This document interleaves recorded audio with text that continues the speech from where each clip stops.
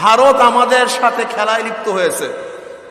ভারত ইসলামের সাথে মুসলমানের সাথে খেলতে চায়, কখনো মসজিদ ভেঙে দেয়, আপনারা দেখেছেন বাবরি মসজিদ ভেঙে দিয়েছে।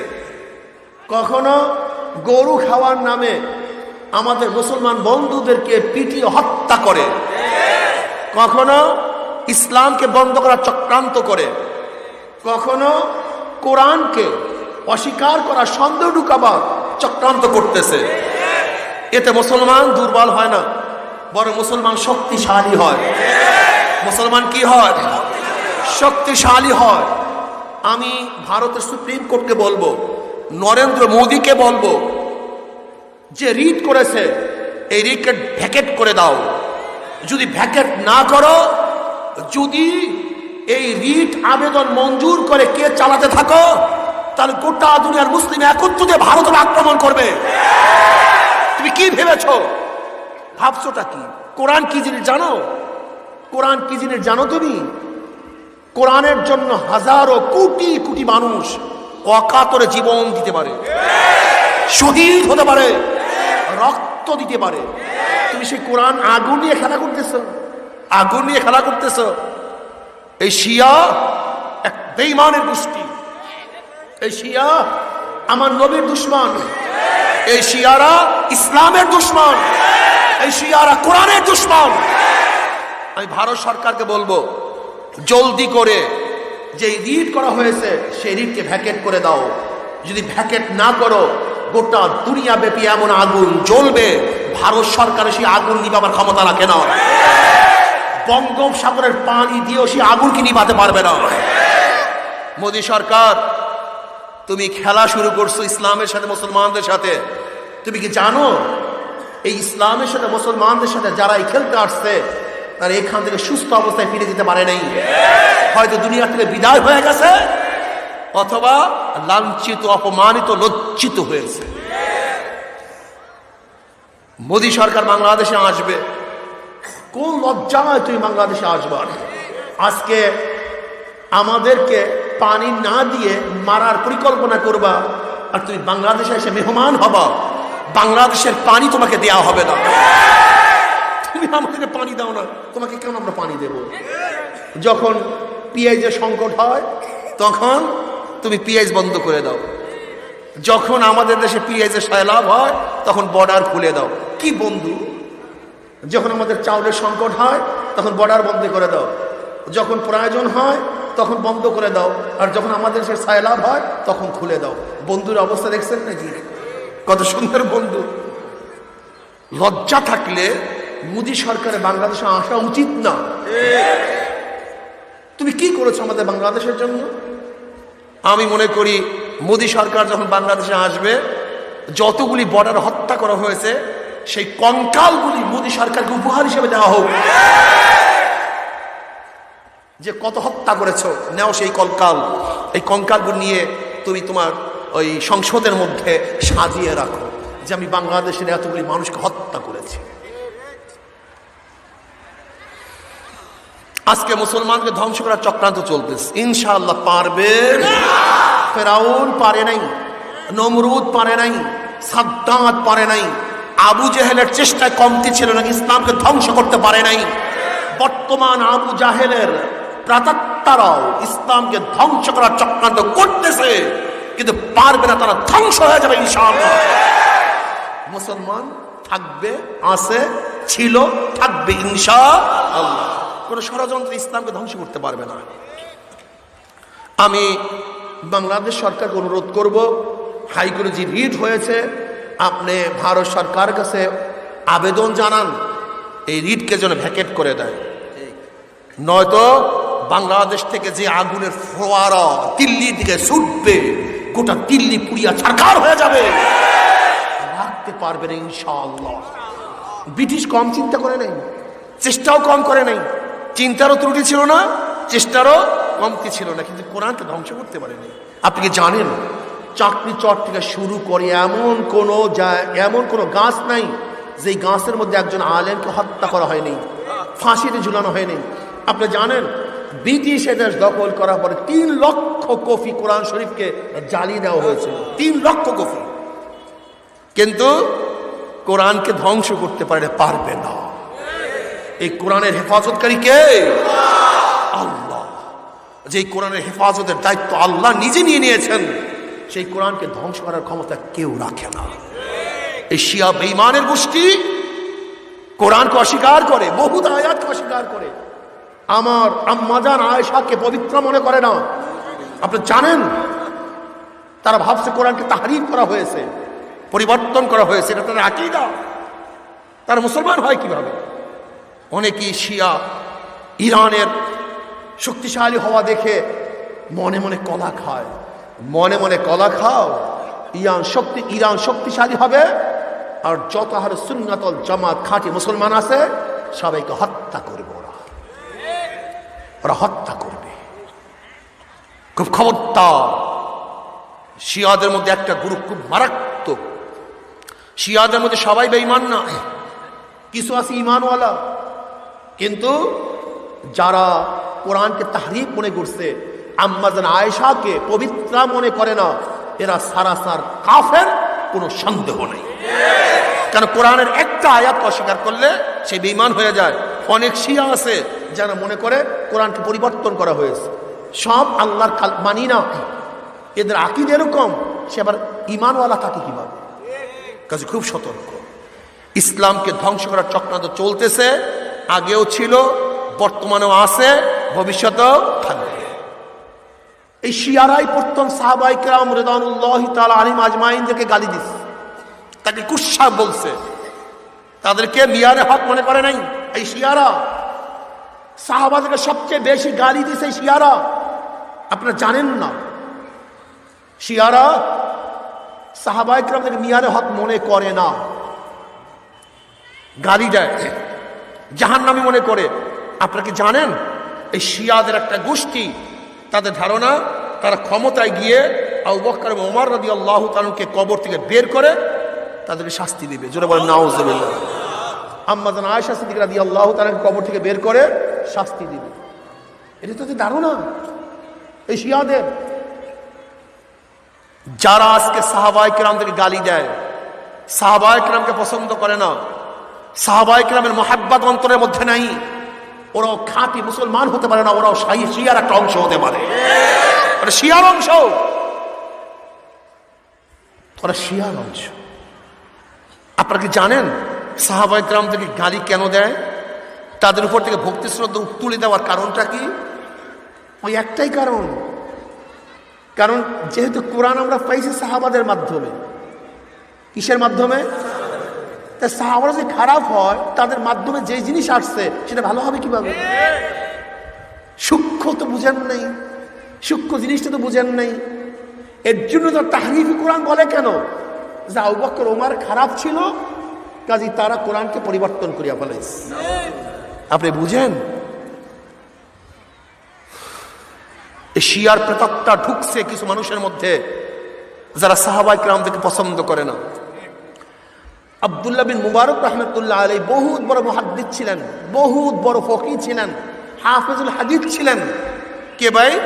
আব্দুল্লাহ বিন মুবারক রাহমাতুল্লাহ আলাইহি। তার কাছে প্রশ্ন করা হয়েছে যে ওমর বিন আব্দুল আজিজ বেশি ফজিলাতওয়ালা, সম্মানিত, তার মর্যাদা বেশি, না মুআবিয়া রাদিয়াল্লাহু তাআলার মর্যাদা বেশি? কার কাছে প্রশ্ন করা হয়েছে? আব্দুল্লাহ বিন মুবারক রাহমাতুল্লাহ আলাইহি, যাকে সবাই বড় মুহাদ্দিস বলে, সব গ্রুপ, সমস্ত ইমামরা তাকে বড় মুহাদ্দিস মনে করে। মুহাদ্দিস, হাদিসের বড় বড় ইমামরা তাকে সবাই এক বাক্যে বড় মুহাদ্দিস মনে করে, ফকিহ মনে করে, মুস্তাহিদ মনে করে। এই আব্দুল্লাহ বিন মুবারক রাহমাতুল্লাহর কাছে প্রশ্ন করা হয়েছে, ওমর বিন আব্দুল আজিজ যিনি পঞ্চম খলিফা, তার মর্যাদা বেশি না মুআবিয়া রাদিয়াল্লাহু তাআলার মর্যাদা বেশি? তিনি বললেন, কি বললা? মুআবিয়া রাদিয়াল্লাহু তাআলার মর্যাদা বেশি না ওমর বিন আব্দুল আজিজের মর্যাদা বেশি? শোনো, হযরত মুআবিয়া রাদিয়াল্লাহু তাআলা আনহু যুদ্ধের ময়দানে যে ঘোড়ার উপরে সওয়ার হয়ে যুদ্ধ করেছেন, সেই ঘোড়ার নাকের মধ্যে যে ধুলি ঢুকছে, ওই ধুলির যে মর্যাদা, ওমর বিন আব্দুল আজিজের সেই মর্যাদা নাই। আর তুমি ওমর বিন আব্দুল আজিজের মর্যাদা বেশি না মুআবিয়া রাদিয়াল্লাহু মর্যাদার কথা বলতেছ? তুমি চেনো মুআবিয়া রাদিয়াল্লাহু কে? ওই চক্ষু দিয়ে আমার নবীকে বারবার দেখেছে। যেই চক্ষু আমার নবীকে দেখছে, ওই চক্ষুর সমান গোটা দুনিয়া চক্ষু হতে পারে না। ওই চক্ষু দিয়ে আমার নবীকে দেখছে, এমনিতেই দাম বাইরে গেছে। আমার নবী দামি, যে চক্ষু তাকে দেখছে সেই চক্ষু দামি হয়ে গেছে। আমার নবী দামি, তার মজলিসে যে ঈমান নিয়ে বসে সে দামি হয়ে গেছে। আমার নবী দামি, আমার নবীর কথা যে কান দিয়া শুনছে সে দামি হয়ে গেছে। আমার নবী দামি, তার সংস্পর্শে যে একবার পড়ছে, একবার ঈমানের সাথে দেখছে, ঈমানের সাথে দুনিয়া থেকে বিদায় হয়ে গেছে। গোটা দুনিয়ার ওলিদেরকেও যদি এক পাল্লায় রাখা হয়, আর যে আমার নবীকে একবার দেখছে ঈমানের সাথে দুনিয়া থেকে বিদায় হয়ে গেছে, গোটা দুনিয়ার ওলিদেরকে এক পাল্লায় রাখবেন, আর ওই এক সাহাবীকে এক পাল্লায় রাখবেন, ওই সাহাবীর মর্যাদা ওজন হয়ে যাবে। কারণটা কি ভাই? যে জিনিস দামি হয় তার সাথে লাগলে সেই জিনিস দামি হয়ে যায়। কোরআন দামি, কোরআন আসছে জিব্রাইলের মাধ্যমে, সমস্ত ফেরেশতাদের মধ্যে জিব্রাইল দামি হয়ে গেছে। কোরআন দামি, নাজিল হইছে রমজান মাসে, সমস্ত মাসের মধ্যে রমজান মাস দামি হয়ে গেছে। কোরআন দামি, নাজিল হইছে আমার নবীর উপরে, সমস্ত নবীর মধ্যে আমার নবী দামি হয়ে গেছে। কোরআন দামি, নাজিল হইছে মক্কার মধ্যে, সমস্ত নগরীর মধ্যে মক্কা নগরী দামি হয়ে গেছে। কোরআন দামি, নাজিল হইছে হেরা পর্বতে, সমস্ত পাহাড়ের মধ্যে হেরা গুহা দামি হয়ে গেছে। কোরআন দামি, নাজিল হয়েছে শবে কদরের মধ্যে, সমস্ত রাত্রের মধ্যে শবে কদর দামি হয়ে গেছে। কোরআন দামি, যেই কাগজের মধ্যে কোরআনকে লেখা হয় সেই কাগজটা সমস্ত কাগজের মধ্যে দামি হয়ে যায়। কোরআন দামি, যে কাপড় দিয়ে কোরআনকে আবৃত করা হয়, গেলাফ দেওয়া হয়, সেই কাপড়টা সমস্ত কাপড়ের মধ্যে দামি হয়ে যায়। কোরআন দামি, এই কোরআনকে যে কাঠের মধ্যে রেহানের মধ্যে রেখে তেলাওয়াত করা হয় সেই কাঠটাও সমস্ত কাঠের মধ্যে দামি হয়ে যায়। কোরআন দামি, যেই কলমের মধ্যে কোরআন থাকবে সেই কলমটাও সমস্ত কলমের চেয়ে দামি হয়ে যাবে। এর জন্যই তো দামি জিনিসের সাথে সংস্পর্শ থাকলে জমানা দামি হয়ে যায়, স্থান দামি হয়ে যায়, রাত্র দামি হয়ে যায়, মাস দামি হয়ে যায়, ব্যক্তি দামি হয়ে যায়। ঠিক আমার নবী দামি, সবচেয়ে দামি, সবচেয়ে মর্যাদা সম্পন্ন। এর জন্য আমার নবীর সাথে যারা ঈমানের সাথে ছিল, ঈমানের সাথে বিদায় হয়ে গেছে, তারা সবচেয়ে দামি হয়ে গেছে। এখানে কোনো যুক্তি নেই, কোনো যুক্তি ঠুক্তি কিচ্ছু নেই। এই যুক্তি মুক্তি বাদ দাও, যুক্তি ঠুক্তি বাদ দাও। সাহাবাদের চেয়ে দামি কেউ হতে পারে না। আমি তো মনে করি একজন সাহাবী শুধু ঈমান আনবে, ঈমানের সাথে চলিয়া যাবে, তার যে দাম গোটা দুনিয়ার সমস্ত ওলিরা একত্রিত হয়ে সেজদা করলেও ওই সাহাবাদের এক সেজদার দামের সমান হবে না। কারণটা কি জানেন? আস-সাবিকুন আস-সাবিকুন উলাইকাল মুকাররাবুন। কি ভাবতেছো তুমি? কি ভাবতেছো? হ্যাঁ, আজকে তুমি শান শাওকাত দেখো, শোনো, আজকে সুন্দর আধুনিক আধুনিক প্লেন, কিন্তু প্লেন তৈয়ার করছে নাম আসে যে প্রথম ওই কাঠ দিয়ে প্লেন তৈয়ার করছে। আজকে কম্পিউটার, একেবারে ঘড়ির মধ্যে কম্পিউটার, কিন্তু নাম আসে যে প্রথম রুমের মধ্যে বিশাল আকৃতির কম্পিউটার তৈয়ার করছে। কারণটা কি? যদিও আজকে খুব আধুনিক, কিন্তু সূচনা করছে সে। আজকে ইসলাম মুসলমান অনেক কিছু, কিন্তু সূচনা করছে সাহাবীরা কেরাম। আস-সাবিকুন আস-সাবিকুন উলাইকাল মুকাররাবুন। সাহাবায়ে কেরাম রিদওয়ানুল্লাহি তাআলা আলাইহিম আজমাইনদের একদিনের ত্যাগ, একদিনে আমাদের গোটা জিন্দেগীর ত্যাগের সমান হবে না। সুবহানাল্লাহ। আজকে তুমি আমি ঈমান আনলে, নামাজ পড়লে তোমাকে আমাকে সম্মান করা হয়, শ্রদ্ধা করা হয়, হাদিয়া দেওয়া হয়। আর সাহাবায়ে কেরাম রিদওয়ানুল্লাহি তাআলা আলাইহিম আজমাইন ঈমান আনার সাথে সাথে তাদেরকে হত্যা করা হয়। তাদেরকে হত্যা করা হইতো। সুমাইয়া রাদিয়াল্লাহু তাআলা আনহাকে কিভাবে শহীদ করা হয়েছে? লজ্জা স্থানের মধ্যে এই আবু জাহিল বেঈমানের বাচ্চা, সুর লাগাইয়া দিছে আল্লাহ মাফ করিয়া দাও। সোয়াইলের ঘটনা পড়িয়া দেখো, কি কষ্ট করিয়া দুনিয়ার থেকে বিদায় হয়ে গেছে। বেলাল হাফসি রাদিয়াল্লাহু তাআলা আনহু ইসলাম গ্রহণ করার পরে কি কষ্ট তাকে দেওয়া হয়েছে। ওমর ইবনে খাত্তাব রাদিয়াল্লাহু বললেন, ভাই বেলাল, ইসলাম গ্রহণ করার পরে বেঈমানরা আপনাকে কি কষ্ট দিছে। তিনি কোনো কথা বললেন না, পিঠের উপর থেকে চাদরটা ফালাইয়া দিছে। দেখে গোশতগুলি একত্রিত হয়ে গেছে, বিশাল বিশাল গর্ত শরীরের মধ্যে। ওমর রাদিয়াল্লাহু বলেন, ভাই এটা কি ঘটনা। ইসলাম গ্রহণ করার পরে উত্তপ্ত বালুর মধ্যে আমাকে শোয়া রাখছে, বুকের উপরে পাথর চাপা দিয়া রাখছে। আল্লাহর কসম, ওই উত্তপ্ত পাথর কোনো কিছুতে ঠান্ডা করতে পারে নাই। আমার রক্ত এবং ঘামের মাধ্যমে তা ঠান্ডা হয়েছে। ইসলাম গ্রহণ করার পরে আমার পায়ের মধ্যে রশি লাগাইয়া পাথরের জমিনের মধ্যে ঘোড়ার পিছনে টানতে ছিল। একবার এরকম আর একবার এরকম করতে করতে আমার শরীরের সমস্ত চামড়াগুলি একত্রিত হইয়া গেছে। শিয়াবে আবু তালেবের মধ্যে 3 বছর পর্যন্ত সমস্ত সাহাবাদেরকে ব্যারিকেড দিয়া রাখছে।